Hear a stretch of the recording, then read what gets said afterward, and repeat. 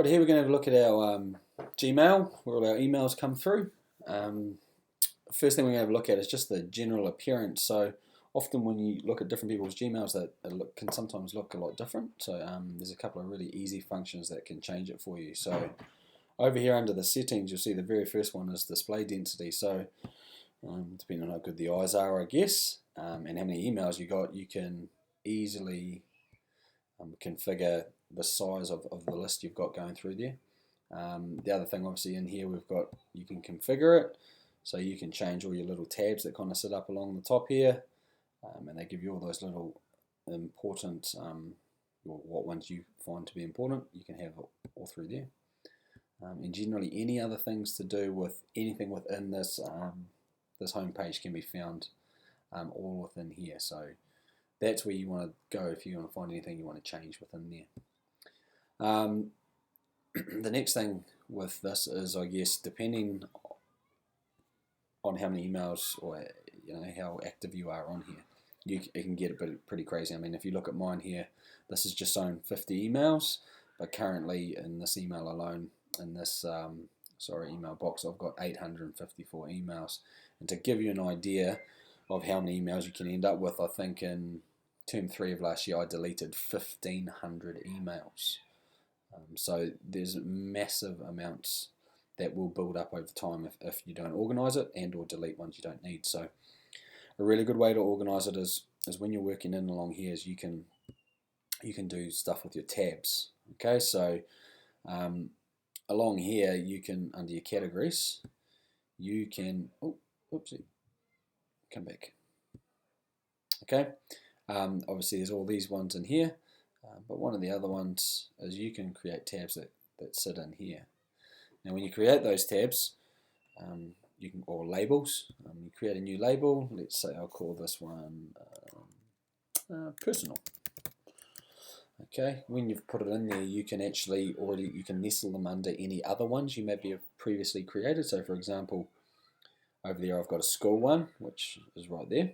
And obviously under that school one, there's lots of different breakdowns of the various emails that come through for school that I can organise and keep a track of and things like that. So if you just want it to be its own one over there, you select it as is, okay, take that off, sorry, and you can just create. So now when I come over here, there it is here, personal, okay. What that means is then I can take certain emails, for example, let's find a personal one. Oh, here's a good one, support. So this is a payslip, so I've already got a table for that one, so I can click on there and then it'll show all of the ones, the labels you've created. I click the payslip and boom, it's over there. So it'll just keep everything like that all in one place. It doesn't matter whether you've opened or read it or not. Just by selecting it down here, you can move it. Another one, here's one from school. Let's see, what does that fit under? I'll just put that under, I'll just move it somewhere for now, BOT, there we are, gone. So what it means you can do is, rather than having a big long list and trying to sift through 800 odd emails, you can easily go and find stuff that you need really quickly, and then obviously it makes it a bit easier. Here's another one, it's a BOT/property one, I'd move that there. Cool. Last but not least is contacts. So I haven't done a heck of a lot with contacts, but it is kind of cool. I'd probably need to look at doing a bit more. So what you can do with contacts is it means when you go to send an email, sometimes you want to send it to certain groups and you tend to do it quite often. So for example, for me, if there's anything for the board, they're one of the first groups I created. I actually put all of the emails, create a contact, which you can do in here, create new contact. Once you've made it, you can stick what group they go into. And then when you go to write an email, you can click on the group within the contact. So for example, if I go new group, okay, and I want to call it junior team, okay, I can't even find it. There it is. Right, oh, oopsie, go back, my contacts.